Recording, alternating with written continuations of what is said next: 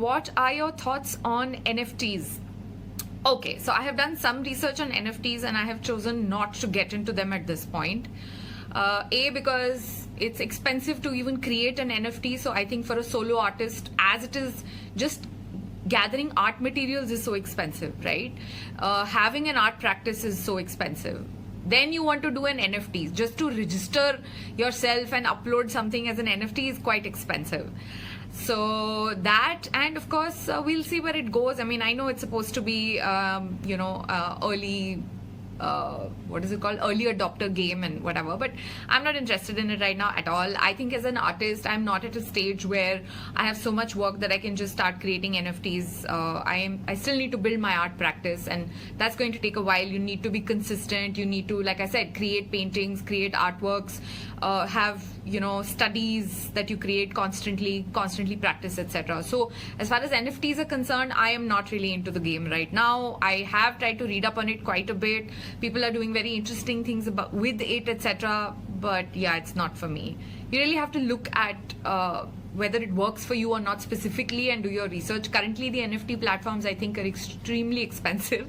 Maybe once it gets cheaper or it's more democratic, then I can look at it. How can one implement storytelling as a part of their social media strategy? So storytelling for me is simply, you talk about whether you're a personal brand or you're a small business. You have a story already. Every day there is something or the other that's happening. That's a story, right? For example, where do I come from? My education. What did I look like 10 years ago? How did I come up with my art practice? Behind the scenes photographs and videos, conversations, maybe even testimonials from customers, where you were 5 years ago and the same customer 5 years later. So I think that it's you can do photos, you can obviously do text, and that is why documentation is so important. You have to constantly document what it is that you're doing, you're producing. For someone like me, it means constantly documenting. For example, before I did this live, there was a self-portrait I put on, please join me at 4 p.m. I'll have that on my memories that pops up, a year later. It'll show the progression of how I've managed my lives over the course of a year, 2 years, 6 years, whatever. And then 6 years later, I can put it together and say, oh my God, during the pandemic, these are all the Instagram live Q&A sessions I did. So, small, humble beginnings. Maybe I'll be a very well-known speaker 6 years down the line. I'll be on international stages. But the story can always start with that I started with a very small audience of just 14 people who come and listen to my lives. And now, look at where you are. And I think people like looking at someone's journey, where they were, where they are now. So I think that's one way to. Do you have an idea about product photography and how to establish a market in that online? To make product photography a business, it's like any other kind of photography. You shoot, you share, and people will come to you. Simple. The more you shoot and the more you share, if you can give examples of the kind of product photography that you do or that you're good at, and you have to do personal projects, because you won't have client paid work all the time, and then you grow it from there slowly, share it on Instagram, have a portfolio page, share it on 500px. Look at where your customers are. Look at where people go to, which platforms people go to when they look for a product photographer.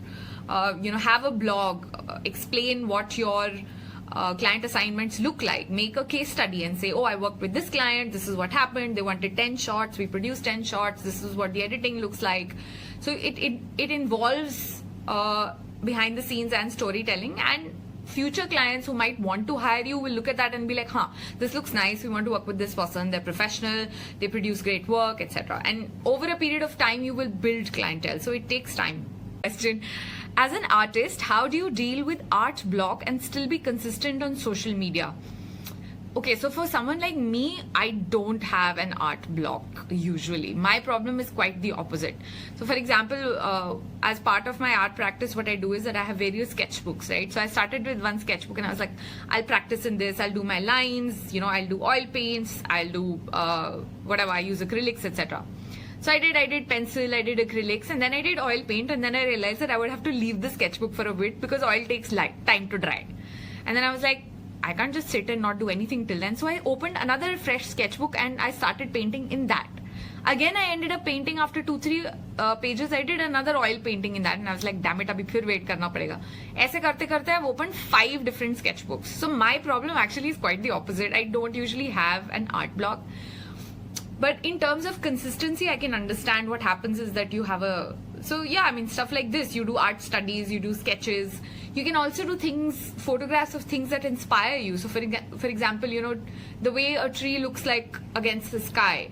So there's a very impressionist kind of feeling in that, and maybe that works. So it doesn't necessarily have to be something that you've painted or you've created. It could be things that inspire you. It could be a 30-second snippet of a video where you know, talk about something. There are many ways of creating content around stuff like this.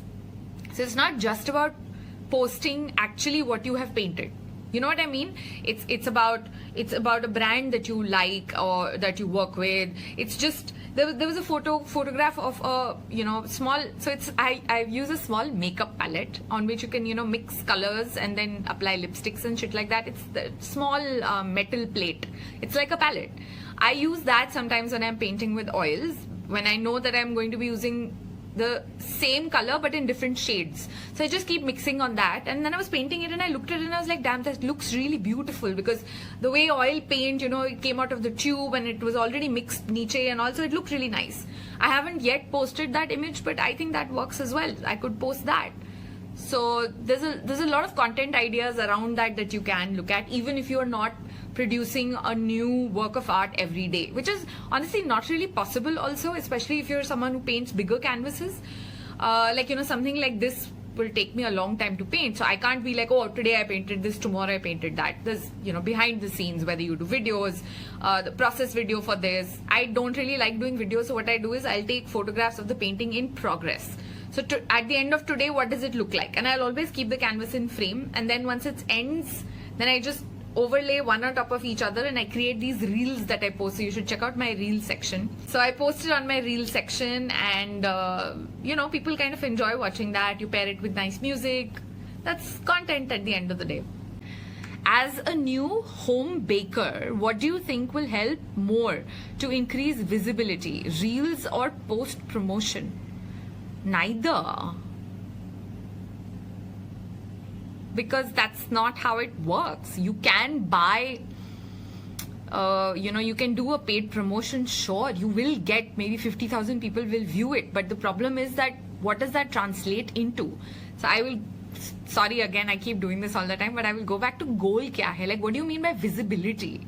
And does visibility mean that 8 billion people on the planet should see it? And if that's not what it means, then you have to first understand who are the people who should see your stuff, right? And then you figure out how to get to them. So it's not, the answer is not paid promotion or reels. The answer is, who are you trying to reach out to? Who is your most relevant audience? Are you trying to reach out to customers, or do you just want random people to look at your video? And then accordingly you can find the answer. Reels, again, point kya hai? Like, if I know a lot of influencers, for example, will do reels where they use music which is doing really well on Instagram, right? So if you use a soundtrack which is quite popular, then sometimes your reels video does really, really well because Instagram promotes it. Yeah, but like, what are you trying to do there? Like, I don't think it does anything for you. You might get like 10,000 people viewing your video, and maybe 1 or 2 will follow you because they're not there because they know you. They might be like, oh, this is nice, let's follow this person and see. That's not really building a connection. It's not word of mouth. It's just another reel video that they have seen. So it's just gone. I think it would help to look at what your goal is here, as a, whether it's you're a home baker or any other solo entrepreneur, you know, independent professional. Are you trying to reach out to an audience that will pay you to learn how to bake, for example? Or are you looking for customers who will buy your baked goods? And then on the basis of that, you can look at, you know, like an older age group, for example, will not look at reels as much as a younger generation will. So 13, 14-year-olds spend their entire life on like TikTok and reels, etc. But are you trying to reach out to them? Similarly, paid promotion will get you a lot of eyeballs, but what is it translating to something? And in either case, I think it's, you should experiment and see what works best for you. Because from my experience, paid promotions, I've stopped doing them entirely, Facebook wise or even on Instagram, because my product category doesn't work in that. My brooches start at 5,000-6,000 rupees, and not a lot of people will randomly buy a 5,000-6,000 rupees ka item on Instagram or on Facebook. They need to have a connection with the artist. They need to know who this person is, etc., before anybody actually invests in art, and it is an investment. What is the best way to market or promote handicraft products on Instagram? Okay, this is a great category of products. Handicrafts, especially if they're cheap in the sense, I think a sub 3,000 maybe, then I think ads will work really well. You can do really cheap ads and reach out to lots of people, and people don't really mind spending money, like a 2,000 rupee item or a 1,200 rupee item, and they do look at ads and buy stuff like that. I have done that, and I know friends who do handmade, lower ticket items, and they do really, really well on Facebook ads. And I would suggest that instead of doing direct Instagram ads, you should go to Facebook, the Facebook's ads dashboard, and through that then you should do ads for Instagram. They do really, really well. So ads work, and of course then the usual, social media, you talk about the behind the scenes process, who are the artists who are working on these handicrafts, where is the material coming from, are you supporting a local community, things like that. Then it's all about storytelling, good photographs, video snippets, talking to artists, talking to the owner of the handicraft brand, for example, things like that. Hey, you once mentioned in a video that you got an MBA degree, worked for some time, but then went on to do photography. Yes. How hard was it to take that leap? Did your MBA help you at all as a freelancer? It was hard to take that leap. I was 24 years old, so I was fairly young. The internet had kind of just boomed in India. And I had already been doing freelance jobs on the side. Not a lot, but a few. So I knew that there was potential there. So it wasn't a complete blind leap in that sense. I knew I could utilize the internet. All I needed was a laptop and an internet connection. And I knew that I would have clients who wanted to hire me to build their websites, to do graphic design and things like that. I did not jump into photography straight away because I couldn't even afford a camera. Digital cameras had not happened in 2004. Alright, so that was one. The leap was, in the sense, it didn't really bother me. I was very like, "Arey, dekh lenge kya hoga, kuch na kuch to kar hi lenge," My parents do not come from a well-to-do background, so it was not like I would be like, "Oh, I need 5 lakhs, can you give it to me?" That was not going to happen. I remember within the first 4 or 5 months, I was totally broke, and I borrowed 50,000 from my dad, and then over the period of next 4 or 5 months, I returned it to him. But that was the extent that I could borrow from him. Still more privileged than most people, but of course, you would be a little scared, doing that. As far as whether my MBA helped or not, it certainly helped. Unfortunately, it counts for something. People will be like, "Oh, you've done an MBA." So, it's like you've studied the basic principles of business. So, you know marketing, you know a little bit of finance, you know that there are things known as contracts. Whereas if you start fresh out of no postgrad or whatever, then you don't really know how these things work. Neither did I actually. I still had to learn quite a lot working in real life, but you still come to it with a sense of structure. So yeah, I would say that it definitely helped me quite a lot having an MBA. Is it important to stick to one type of photography when I can take portraits, product, e-commerce, fashion, as if somebody is good in portrait and they get relevant job and not the rest? Again, no, it's not important at all. The problem is that there is an element of branding here. So I have always said that as a photographer, basically what you need to know is how the device works, so how the camera works, and you need to know how light works. So you need to know these two things. And uske baad a little bit of editing if that is involved, and you need to see what works for that particular campaign. But as a photographer, you have the technical know-how to shoot anything, no? Like whether you're shooting a portrait or it is product, or you said like e-commerce, for example, principles are the same. But the problem is that most people will not remember you. Most people will be like, "अरे हाँ तो क्या shoot करता है वो? पता नहीं." So it helps to be known for one type of photography. Do everything else on the side also, but maybe don't talk about it as much as you talk about your main source of income. So you can see where you're doing really, really well. Like a lot of editorial and portrait photographers also shoot weddings, but they never show their wedding work on their profile. because they don't want more weddings. They only like doing it through word of mouth, etc. So they still do a lot of work, but they don't see it. You curate your portfolio in such a way that you are seen as, oh, so and so is a product photographer, for example. I am mostly known as a lifestyle photographer. I also shoot portraits. I don't really do product photography because again that doesn't fit with my style. But lifestyle photography में सब कुछ आता है. Travel भी है, fashion shows भी हैं, portraiture is also there. A lifestyle setup for products, you can shoot that also. So technically I can shoot anything. Travel, hospitality, architecture, etc., etc. But over a period of years, like in 17 years, most people are like, oh, Naina shoots fashion. Okay, she shot Sabyasachi. Oh, she does the Eyes for People portrait series. So I'm known for these things. So it's not important you can shoot everything, but I would suggest that you pick one or two things that work for you and you get paid for and you enjoy them, and those are the things that you talk more about. How does one then connect with the customers on social media? For example, does one need to post every day, and what else one has to do? Yes. So, if finding your target audience is such a big deal, it takes time. There's no quick fix. There are no formulas. You can't just be like, okay, you have to do A, B, C, D, E, and you'll suddenly find your target audience. Unfortunately, that's not how it works. For, I think, home-baked items, especially if you're selling, I would consider that most of them are low-ticket items. But then the problem is, how do you differentiate yourself from every other person who's a home baker, right? Similarly, as a photographer, I had the same issue. Everyone's a photographer. Especially with the advent of mobile phones, suddenly everyone was a photographer. How was I going to differentiate myself? So one of the important things is consistency. So yeah, like you said, post every day. Ideally, yes. Now, I still think that it is better to post consistently instead of posting every day. So if you're posting 3 times a week, it's fine. You can still do that. But I would recommend that you post every day. It's a way for people to know that, oh, this person is alive. Oh, this person is here. It's like a reminder that you're giving to them that, oh, ting, I exist. I'm here. Look at what I'm doing. Sorry, the other part was what else one has to do. So you have to do this consistently. You have to continue doing this. You have to improve your photography skills. You need to understand how to shoot a video, how to edit a video. You have to learn all these skills, and then you have to just keep doing it over time. People keep talking about engagement. Whenever you get a comment, you should respond to it. Sure, that's a very hygiene thing to do. You have to do those things.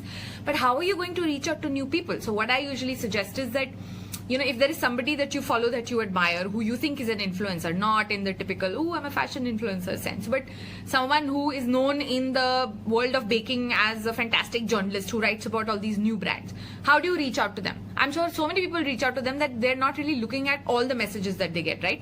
So engage with them on their Instagram handle, leave them a comment on their new post, say something. They might come and look at your work, things like that. And then, if they think that you're doing great work, they might write for you. So that's like earned PR, for example. Yes, the goal is to get customers actually. Any suggestions on how to spread the word? Due to the pandemic, word of mouth has been really slow. That is true. Word of mouth is really slow. Everything is slow. The problem is that people are not spending money, obviously, because you have a more savings mindset right now because you want to be careful. You don't know what's going to happen tomorrow. So people are not spending money.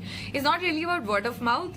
Brands have been doing sales. Even I've had some sales for my art and brooches, which is really weird because it's not a necessity. It's not food. It's not a low ticket item. So the sales have not been as much, but they still are there. And it's because you have to understand, I've been online for so long. I've known people for, a decade. They've been following my account for a decade. I've met these people in real life. In the early days of social media, it was all about, oh, hi, Twitter pe you meet somebody and then 5 days later, there's this big gathering and everyone's meeting face to face. Oh my God, you're so-and-so from Twitter. Oh my God, you're so-and-so from Instagram.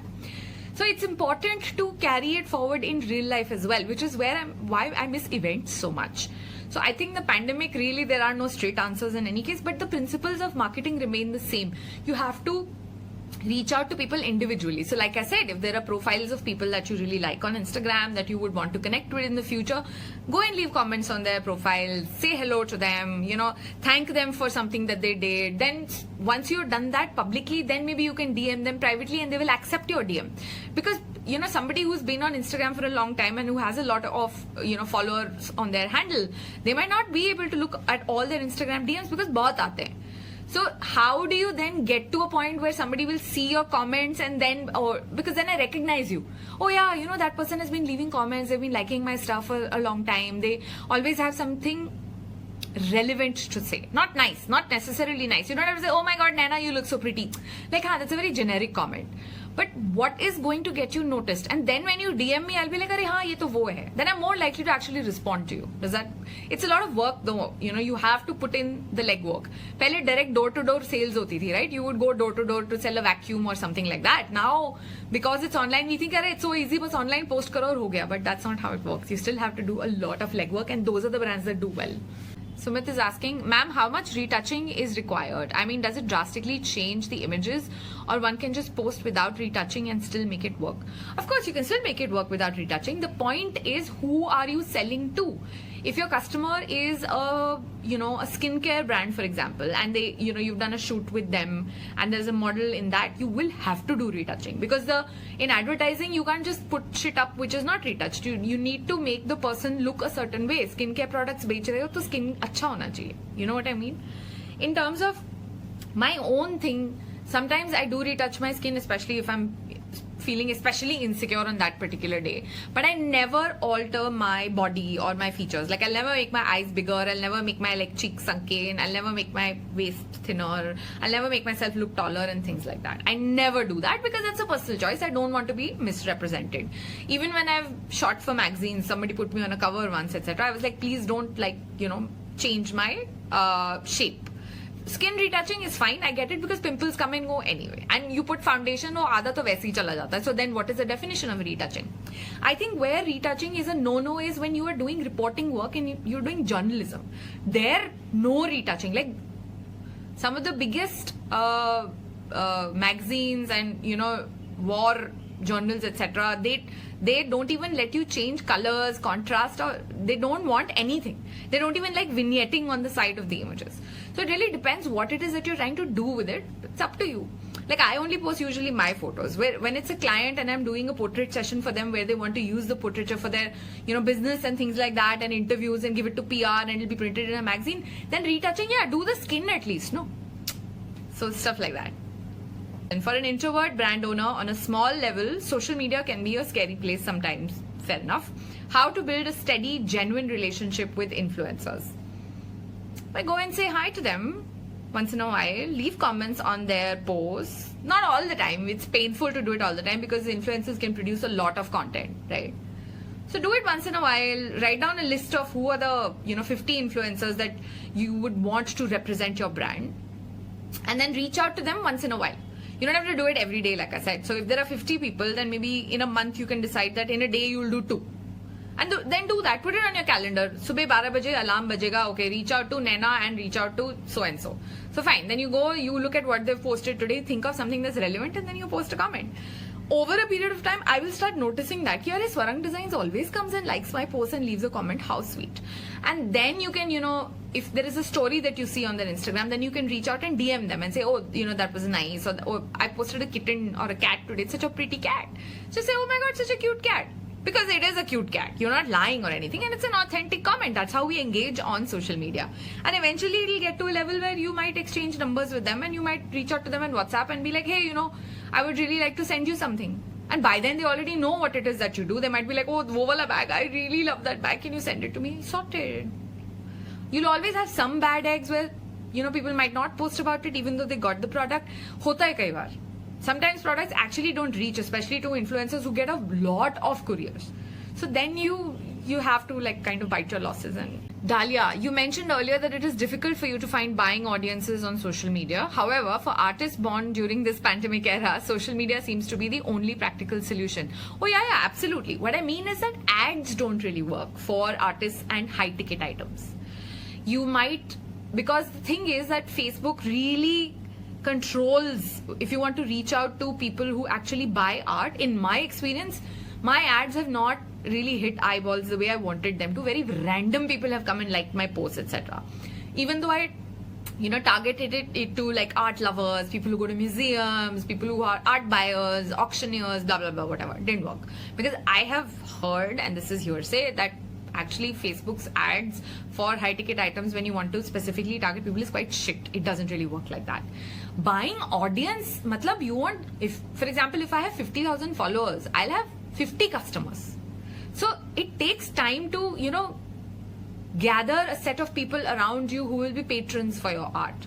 Ads in general I don't think are a good idea for you know, when you're selling paintings, for example, especially if they're expensive.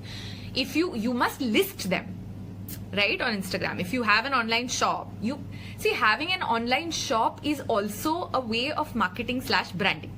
So you have to have those things, and that option has to be available to a customer. So even now when someone actually comes to my Instagram page and they, or you know, and then they click through and they go to my shop and they see a painting which is worth like 6 lakhs or whatever, even though the option exists there for them to say buy now, add to cart and buy now and make the payment, they all first get in touch with me personally, and I prefer that because anybody who wants to invest in my art is a patron, and he's my best friend. He or she is my best friend. So it's not, I'm not saying that kuch nahi bikega, but it's important to focus on people who are actually customers. What happens usually is that people focus on numbers कि अरे हमें इतना सारा audience और followers चाहिए. हाँ, लेकिन फायदा क्या है? Customer मिलना चाहिए ना तुम्हारी art के लिए. So yeah, finding customers in real life also is very hard. Like people who actually want to pay for your shit, it's going to be tough to find people who are willing to spend that kind of money. Like I said, for everyone, it's the same thing that applies. An individual approach, because these days just being on Instagram and posting great content does not work. You have to figure out who are 100 people, for example, who will benefit your brand in the long run. And these don't have to be influencers necessarily. They could be art collectors, people who have public profiles on Instagram. A lot of them, unfortunately, have private profiles. And then you follow them and then you engage with them, and they will come and look at your page because they'll be like, "Arey, who is this person who's coming and commenting on my shit?" And then eventually, you know, you get a little comfortable, you get into DMs, and then very directly ask them that, "Hey, I'm an artist, upcoming. Would you please support me by posting this?" Be very specific with your requests. Does frequency of posting on stories and feed make a difference? It does. I would suggest post daily on your feed. Stories, again, it really depends on what you're doing. If it is not something that will make it to your feed, but you think it is important to kind of post it, then please go ahead and post in your stories. It does. Posting on stories gives it a more live kind of feel, whereas on my feed I can still do throwback that, you know, oh, in that experience we did this and this 600 people attended. That kind of stuff also you can post on stories, you can post on your main feed, etc. Resources for learning about and deciding on the best print media and sizes for photos. Just Google it. Best print media for black and white photographs. I would suggest archival paper, archival ink, really thick GSM. I would suggest that you should not be selling photos for, you know, 1500 rupees or 500 rupees. They are works of art. You should have limited edition prints. You should, if you are signing prints, they should be very, very expensive because it's an art print. You can do fine art prints. I don't think it's a good idea to do cheap prints for your photographs because you are already setting the bar too low. Any serious collector will not be interested in your work. So resource wise, I think just Google it. Google, just start with a few keywords and then see what you get, and then you have to like read up and all. Unfortunately, I'm sorry, I don't really know any specific resources. That's the kind of research I did myself. And of course, then you reach out to print shops and then you speak to their owners and proprietors. And Kedar at Nature Works India was very, very helpful. I highly recommend them if you're a photographer and you're looking for someone to print your work. He will, you know, give you good advice on what papers will work best for your photography. What kind of audience are you trying to reach out to? He'll even help you out with pricing your prints. Posting one post daily is what we have been doing since donkey's years now, but I'm not sure if that is the right approach. Is there a way to figure out how much to post? You have to look at it. Look, if it's not doing anything for you, then you clearly need to, you know, change your approach. I've suggested it many times. Look at Chiaroscuro bags, CHIA, Chiaroscuro bags, right? They post several times a day sometimes. Whenever they have a new collection or they're launching a new bag that they've made, they'll post like 4 or 5 photos in one go. And their goal is not Instagram engagement. Their goal is they know that people follow them there who are their customers. And then people will see the photo of that bag and reach out to the entrepreneur on WhatsApp and be like, oh my God, I saw that bag, I want it now. So it's you have to see what works for you. Look at what other people are also doing and what is working for them. Talk to them. There are a lot of people who are more than happy to talk to you and will. That's why I said, are you engaging also? It's not just about posting a photo every day. Are you going to people's profiles and also talking to them? And by engaging, I don't mean random 500 profiles pe jaake leave 500,000 comments.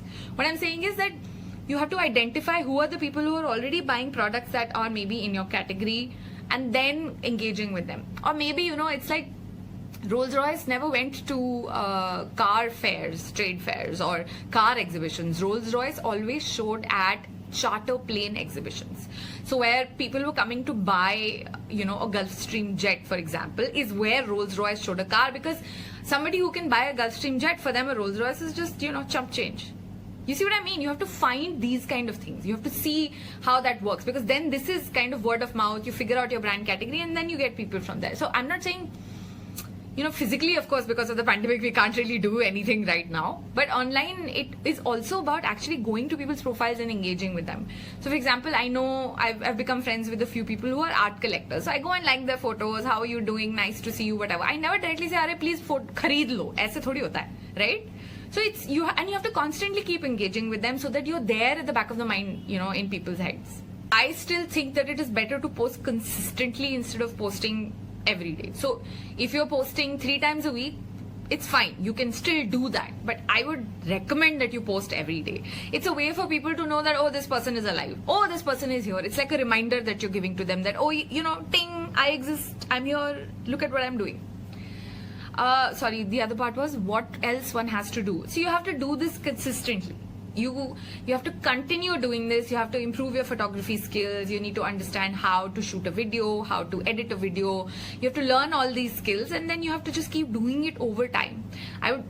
People keep talking about engagement. Whenever you get a comment, you should respond to it. Sure, that's a very hygiene thing to do. You have to do those things. But how are you going to reach out to new people? So what I usually suggest is that, if there is somebody that you follow that you admire, who you think is an influencer, not in the typical, oh, I'm a fashion influencer sense, but someone who is known in the world of baking as a fantastic journalist who writes about all these new brands. How do you reach out to them? I'm sure so many people reach out to them that they're not really looking at all the messages that they get, right? So engage with them on their Instagram handle, leave them a comment on their new post, say something. They might come and look at your work, things like that. And then, if they think that you're doing great work, they might write for you. So that's like earned PR, for example. Have you ever felt the need to increase your team, hire someone to work for you? I have considered it several times, but I always decide against it because that's not for me. My skills do not include team management. My skills do not include people management. My skills include photography. My skills include art.